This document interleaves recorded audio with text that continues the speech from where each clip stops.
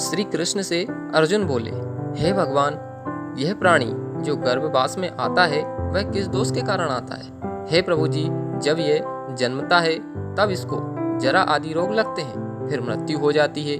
हे स्वामी, वह कौन सा कर्म है जिसके करने से प्राणी जन्म मरण से रहित हो जाता है?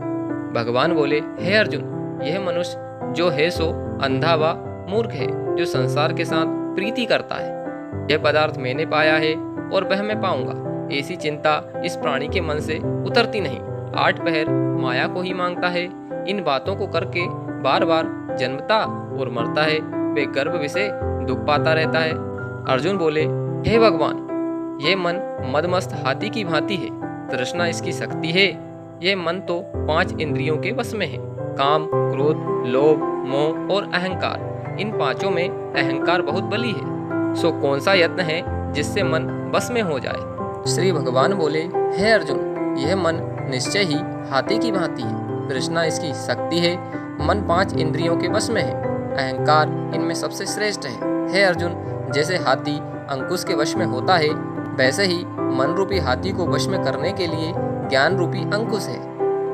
अहंकार करने से यह जीव नरक में पड़ता है। अर्जुन बोले, हे भगवान, एक जो तुम्हारे नाम के लिए वन खंडों में फिरते हैं और एक बैरागी हुए हैं, एक धर्म करते हैं, इनको कैसे जाने?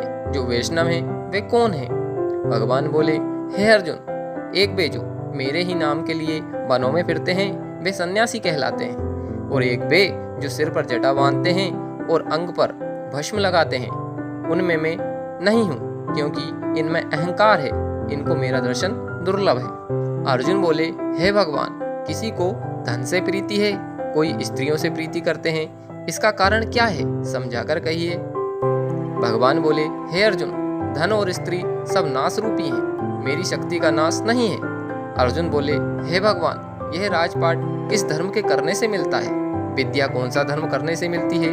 भगवान बोले, हे अर्जुन, जो प्राणी काशी में निष्काम भक्ति से तप करते हुए देह त्यागते हैं वे राजा होते हैं, और जो गुरु की सेवा करते हैं वे विद्यावान होते हैं।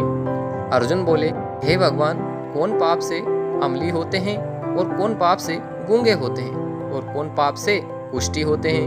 भगवान बोले, हे अर्जुन, जो आदमी नीच कुल की स्त्री से गमन करते हैं वो अमली होते हैं। जो गुरु से विद्या पढ़कर मुकर जाते हैं सो गूंगे होते हैं। जिन्होंने गोघात किया है वे कुष्ठी होते हैं।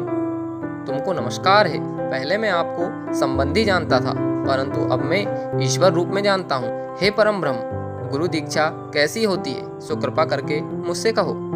भगवान बोले, हे अर्जुन, तुम धन्य हो, तुम्हारे माता पिता भी धन्य हैं, जिनके तुम जैसा पुत्र है। हे अर्जुन, सारे संसार के गुरु जगन्नाथ हैं। विद्या का गुरु काशी, चारों वर्गों का गुरु सन्यासी है। सन्यासी उसको कहते हैं जिसने सबका त्याग करके मेरे विषय में मन लगाया है, सो ब्राह्मण जगत गुरु है।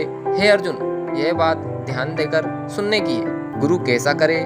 जिसने सब इंद्रियां जीती हों, जिसको सब संसार ईश्वरमय नजर आता हो और सब जगत से उदास हो। ऐसा गुरु करें जो परमेश्वर को जानने वाला हो, और उस गुरु की पूजा सब तरह से करें। हे अर्जुन, जो गुरु का भक्त होता है और जो प्राणी गुरु के सम्मुख होकर भजन करते हैं उनका भजन करना सफल है।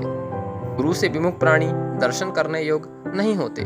जो गृहस्थी संसार में गुरु के बिना है वो चांडाल के समान है। जिस तरह मदिरा के भंडार में जो गंगाजल है वह अपवित्र है, इसी तरह गुरु से विमुख व्यक्ति का भजन सदा अपवित्र होता है। उसके हाथ का भोजन देवता भी नहीं लेते, उसके सब कर्म निष्फल हो जाते हैं। अर्जुन बोले, हे श्री कृष्ण, गुरु दीक्षा क्या होती है? भगवान बोले, हे अर्जुन, धन्य जन्म है उसका जिसने ये प्रश्न किया है। तू धन्य है। गुरु दीक्षा के 2 अक्षर हैं, हरि ओम। इन अक्षरों को गुरु कहते हैं। इन चारों वर्णों को अपनाना श्रेष्ठ है। हे अर्जुन, जो गुरु की सेवा करता है उस पर मेरी प्रसन्नता रहती है। वह 84 योनियों से छूट जाएगा, जन्म मरण से रहित हो, नरक नहीं भोगता।